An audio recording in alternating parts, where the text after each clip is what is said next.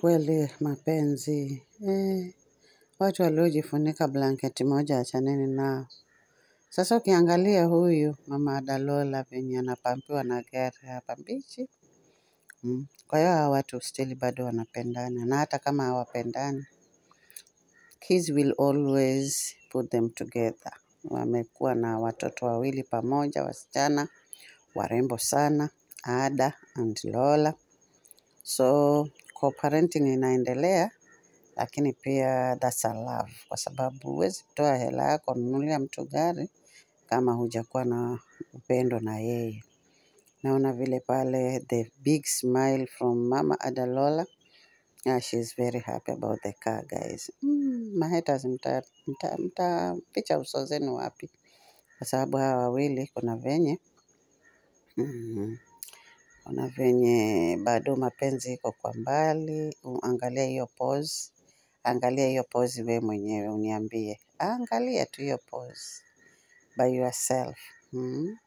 Hadi wakachukua video. Sijui hii video ilikuwa inaenda kupostiwa wapi. Ni TikTok ama ni Instagram ama ni YouTube sijui. Lakini ni video kamili ilikuwa inachukuliwa.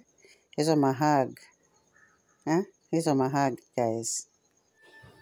Hello watu, mko aje na matumaini mko salama. Pia niko salama, niko buheri wa afya, sina mambo. Guys, mliona Mama Dalola anyuka. Kumbe watu bado wanapendana. Si mnaona tu. Wewe hata kama baby mama huyu.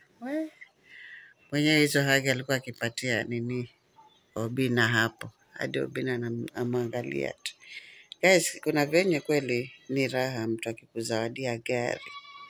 Mama Adalola. Despite hizo scandals zenye watu wanamuita, sijui mama roho chafu, sijui mama ongea na wale watoto wengine, Brianna na Liron, anaongea tu na watoto wake peke yake, Ada na Lola. Lakini hiyo it's okay tu Obina. Haina mambo, haina shida. Sinaona, amezawadishwa gari. Na anaifurahia kweli. Venye amerukia Obina. Aliposikia ni gift ya gari. Sasa mahaters mtakaa wapi kwa sababu hawa watu inaonekana kuna venye. Najua Obina ni yule mtu tu mwenye roho ya kipekee. Unaona? Yeye anapenda, yani Obina nishamsoma. Furaha ya watu ni furaha yake. Na ndio naona go ahead hadi kusaidia vijana wadogo kama huyo ambaye alituacha juzi Shalkido. Hadi hiyo siku akienda Gongwe alikuwa amewekewa full tank, imagine. Mafuta mwenyewe afanyie kazi. Unaona? Ama aende tu kule kwenye huwa anaenda kuperform nini. Unaona? Kwa hiyo Obina ni mtu mwenye roho safi. Huyu Mama Dalola ndio mimi huwa naona hajatulia. Mimi ningekuwa yeye natulia vizuri. Nikuwe mke nyumbani kuliko kualau huyu jamaa anarukaruka huko na huko hadi anaenda pata mtoto mdogo mwingine.